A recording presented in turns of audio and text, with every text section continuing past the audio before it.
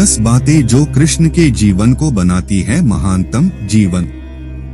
Number 1, शुरू से अंत तक जीवन संघर्ष ही है। कारागृह में जन्मे कृष्ण पैदा होते ही रात में यमुना पार कर गोकुल ले जाया गया। तीसरे दिन पुतना मारने आ गई। यहाँ से शुरू हुआ संघर्ष देह त्यागने से पहले द्वारिका डुबोने तक रहा। कृष्ण का जीवन कहता है, आप कोई भी हो, संसार में आए हैं तो संघर्ष हमेशा रहेगा। मानव जीवन में आकर परमात्मा भी सांसारिक चुनौतियों से बच नहीं सकता। कृष्ण ने कभी किसी बात की शिकायत नहीं की, हर परिस्थिति को जिया और जीता। कृष्ण कहते हैं, परिस्थितियों से भागो मत, उसके सामने डटकर खड़े हो जाओ, क्योंकि कर्म करना ही मानव जीवन का पहला कर्तव्य है। हम कर्मों से ही परेशानियों से जीत सकते हैं।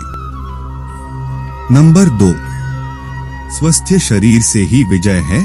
कृष्ण का बचपन माखन मिश्री खाते हुए गुजरा। आज भी भोग लगाते हैं हम, लेकिन ये संकेत कुछ और है। आहार अच्छा हो, शुद्ध हो, बल देने वाला हो। बचपन में शरीर को अच्छा आहार मिलेगा तो ही इंसान युवा होकर वीर बनेगा। शरीर को स्वस्थ रखना है तो बचपन से ध्यान देने की जरूरत है। ये पेरेंटिंग के दौर से गुजर रहे युवाओं के लिए बड़ा मैसेज है। अपने बच्चों को ऐसा खाना दें जो उनको बल दे, सिर्फ स्वाद के लिए ही ना खिलाएं। तभी वे बड़े होकर स्वयं को और समाज को सही दिशा में ले जा पाएंगे। नंबर 3, पढ़ाई किताबी ना हो, रचनात्मक हो। कृष्ण ने अपनी शिक्षा मध्य प्रदेश के उज्जैन में सांदीपनी ऋषि के आश्रम में रहकर पूरी की थी। कहा जाता है 64 दिन में उन्होंने 64 कलाओं का ज्ञान हासिल कर लिया था। वैदिक ज्ञान के अलावा उन्होंने कलाएं सीखी। शिक्षा ऐसी ही होनी चाहिए जो हमारे व्यक्तित्व का रचनात्मक विकास करे। संगीत, नृत्य, युद्ध सहित 64 कलाओं कृष्ण के व्यक्तित्व का हिस्सा हैं। बच्चों में कोरा ज्ञान न भरें, उनकी रचनात्मकता को नए आयाम मिले, ऐसी शिक्षा व्यवस्था हो। नंबर 4, रिश्तों से ही जीवन है, बिना रिश्तों के कुछ नहीं। कृष्ण ने जीवन भर कभी उन लोगों का साथ नहीं छोड़ा जिनको मन से अपना माना। अर्जुन से वे युवावस्था में मिले, ऐसा महाभारत कहती है, लेकिन अर्जुन से उनका रिश्ता हमेशा मन का रहा। सुदामा हो या उद्धव, कृष्ण ने जिसे अपना मान लिया उसका साथ जीवन भर दिया। रिश्तों के लिए कृष्ण ने कई लड़ाइयां लड़ी और रिश्तों से ही कई लड़ाइयां जीती। उनका सीधा संदेश है, सांसारिक इंसान की सबसे बड़ी धरोहर रिश्ते ही हैं। अगर किसी के पास रिश्तों का थाती नहीं है तो वो इंसान संसार के लिए गैर जरूरी है। इसलिए अपने रिश्तों को दिल से जिए, दिमाग से नहीं।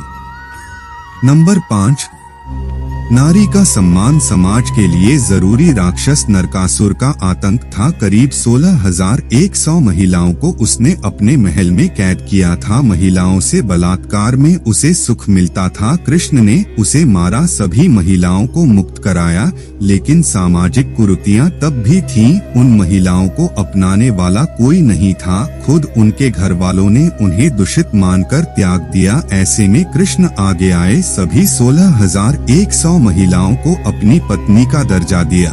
समाज में उन्हें सम्मान के साथ रहने के लिए स्थान दिलाया। कृष्ण ने हमेशा नारी को शक्ति बताया, उसके सम्मान के लिए तत्पर रहे। पूरी महाभारत नारी के सम्मान के लिए ही लड़ी गई। सो आप कृष्ण भक्त हैं तो अपने आसपास की महिलाओं का पूरा सम्मान करें। कृष्ण की कृपा पाने का ये सरलतम मार्ग है।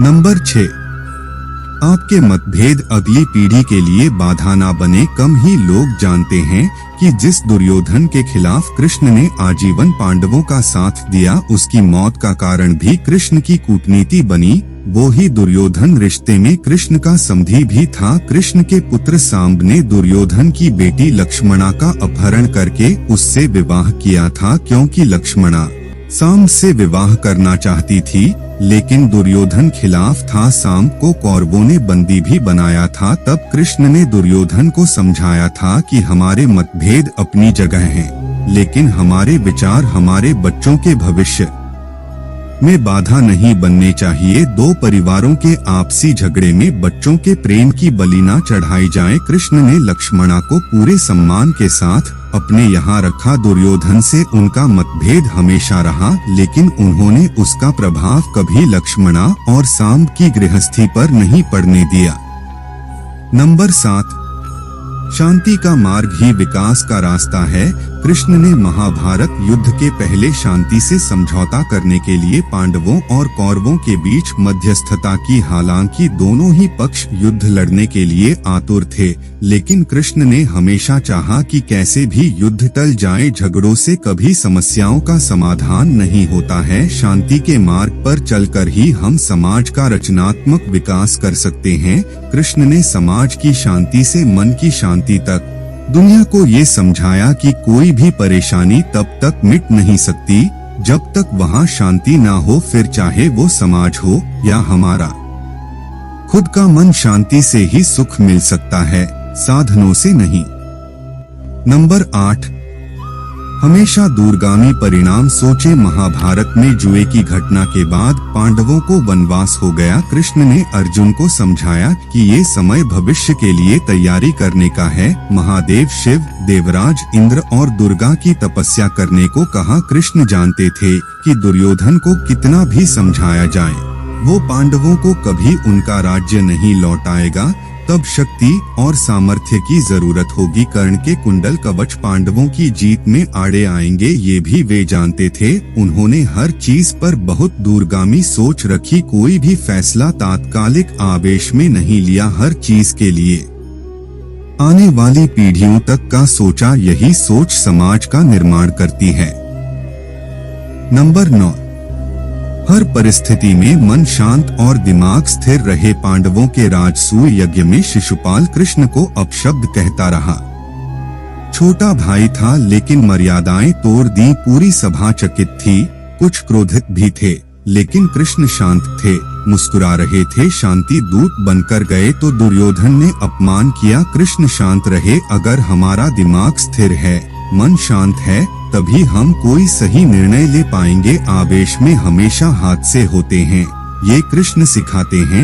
विपरीत परिस्थितियों में भी कभी विचलित नहीं होने का गुण कृष्ण से बेहतर कोई नहीं जानता। नंबर 10, लीडर बने, श्रेय लेने की होड़ से बचें। कृष्ण ने दुनिया भर के राजाओं को जीता था, जहां ऐसे राजाओं का राज था जो भ्रष्ट थे, जैसे जरासंध, लेकिन कभी किसी राजा का सिंहासन नहीं छीना। कृष्ण के पूरे जीवन में कभी ऐसा नहीं हुआ कि उन्होंने किसी राजा को मारकर उसका शासन खुद लिया हो। जरासंध को मारकर उसके बेटे को राजा बनाया।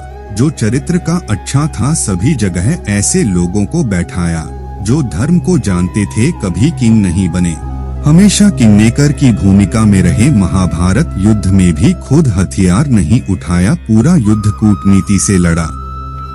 पांडवों को सलाह देते रहे, लेकिन